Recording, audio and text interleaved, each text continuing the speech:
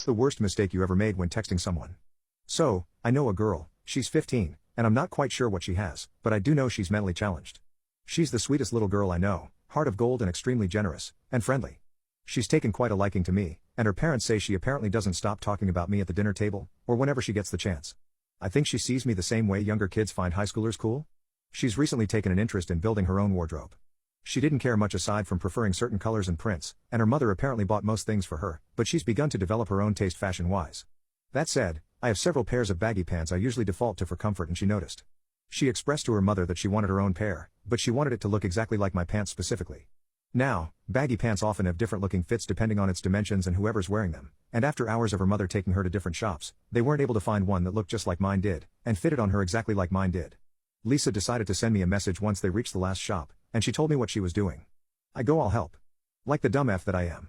God, if I could just ask to turn back time, I would have tossed my phone and myself down a whale's colon in the hopes that would save me from the day's humiliation. But as we are all just men, I was powerless. She found one that looked quite similar to mine, and she tried it on. She then sent me a picture of herself smiling and wearing the pants, but she told me she was still upset as it doesn't look as good as when you wear it. Alright, that's lovely. She's trying to copy me, very sweet of her. Unfortunately, I was busy when she messaged me. Not too busy not to be able to check my phone every now and then, but I definitely couldn't be on my phone for too long.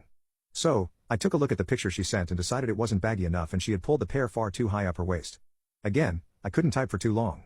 I deliberately kept my responses short. I responded, bigger. Pull it down a little too, waistband should be around your belly button, perfect, right?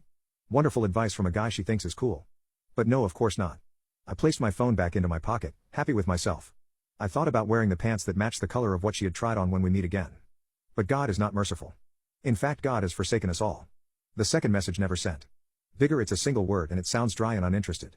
But surely sounding dry and uninterested in a conversation with a mentally stunted girl isn't too much of a sin, right? That wasn't my sin, unfortunately. And it's probably time I should mention Lisa is a black girl.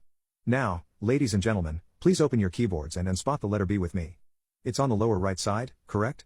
Lovely. How wonderful is it that the letter N is also on the lower right side? Why, the letters are right next to each other.